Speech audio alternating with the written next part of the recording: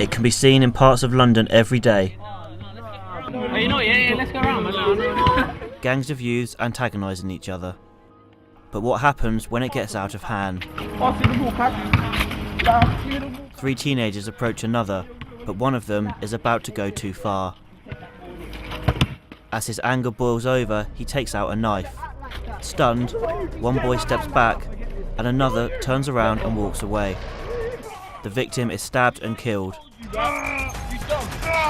So who is guilty of murder? All of them. Probably the one thing that stays in my mind is the look on my son's face. When they said guilty, I will never, till the day I die, get rid of that look. Never.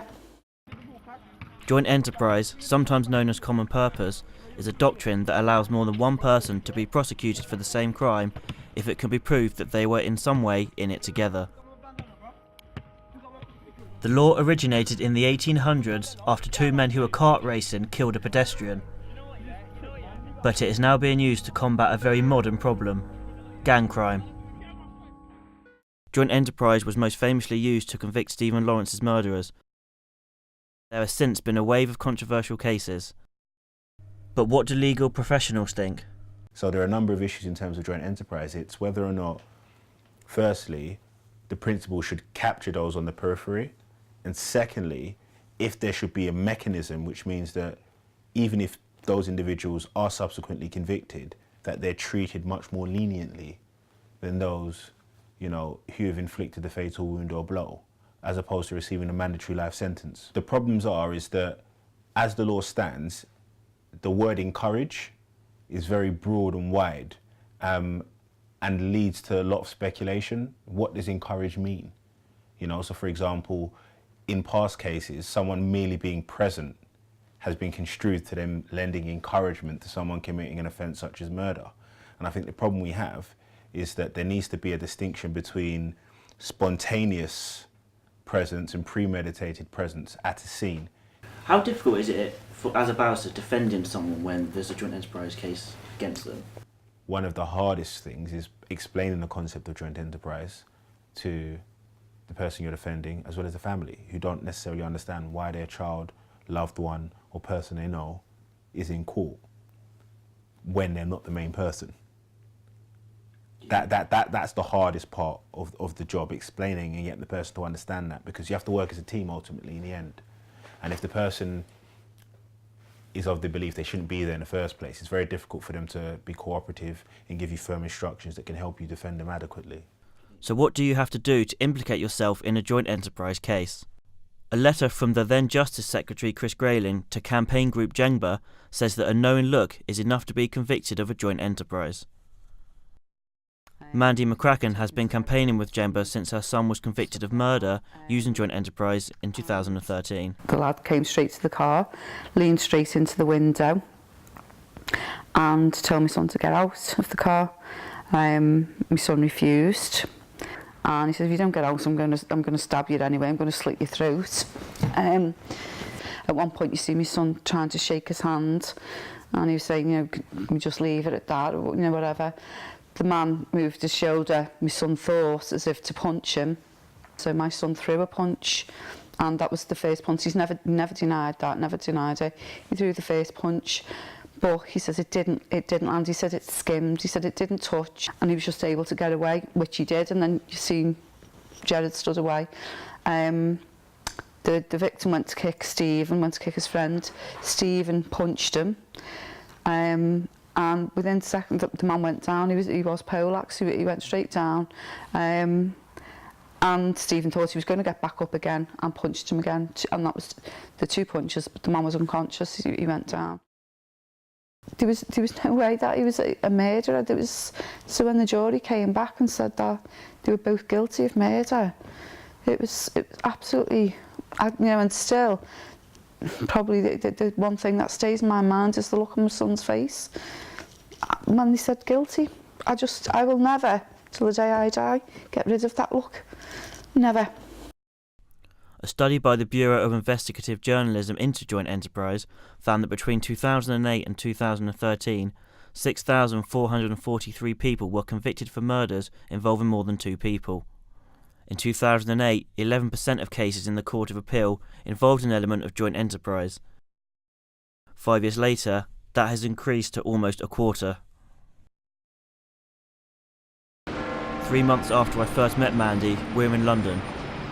Gerard has won the right to appeal his conviction. It's a massive day. Probably a little less nervous than I was feeling last night, in all honesty. Nervous, I am nervous, but I feel positive. But I think that's probably because Gerard sounded positive and strong, so that made me feel a little bit better, to be honest. How is he doing? He sounded okay, but I don't know if it's like an acceptance. You know, he's just like, it's going to be... He was like more reassured, and he was trying to reassure me, because I think he just knew that I was upset last night. But he's doing okay. He's doing all right. I think, as his mum, you know, I just wanted to be with him last night. And that part of it takes over a little bit, being his mum. And I just think I just want to be with him. I'd rather be there with him than here, come to see what happens. Just hope for the best outcome today. And, you know, also not forgetting that, you know, a lot of families were affected, not you know, a young man died. Gerard doesn't forget that.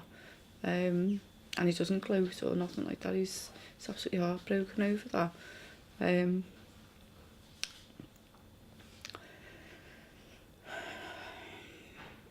I'll just be glad when today's over. Yeah, at least, you know, we'll know one way or the other.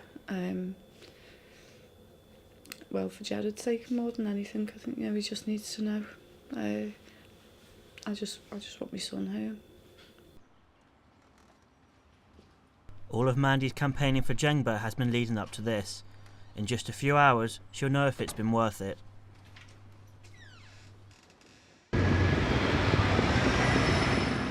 Gerard's fate will be decided at the Court of Appeal in the heart of London.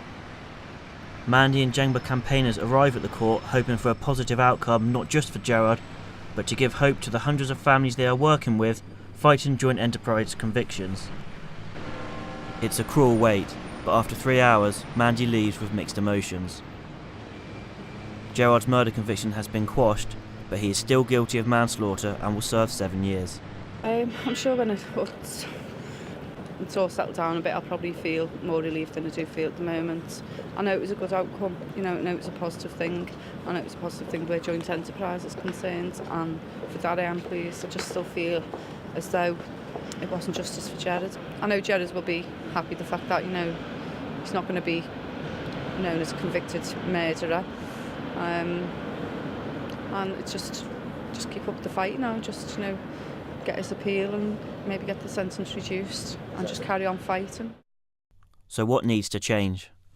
I'm of the belief that there needs to be a reform around sentencing, in particular those that are on the peripheral, where it's accepted that they're not the main person.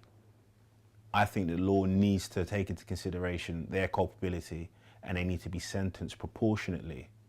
I think the main grievance that a lot of people have isn't the fact that their loved ones or the person they know has gone to prison. It's the fact that the duration of time that they've gone to prison, they don't believe is fair because it doesn't reflect what their involvement was. And I'm certainly passionate about looking at that and seeing how the law can, you know, modify its approach in terms of sentencing. Battles like Gerard's are being fought all across the country, but while he has won his, the war will ultimately be decided here at the House of Commons.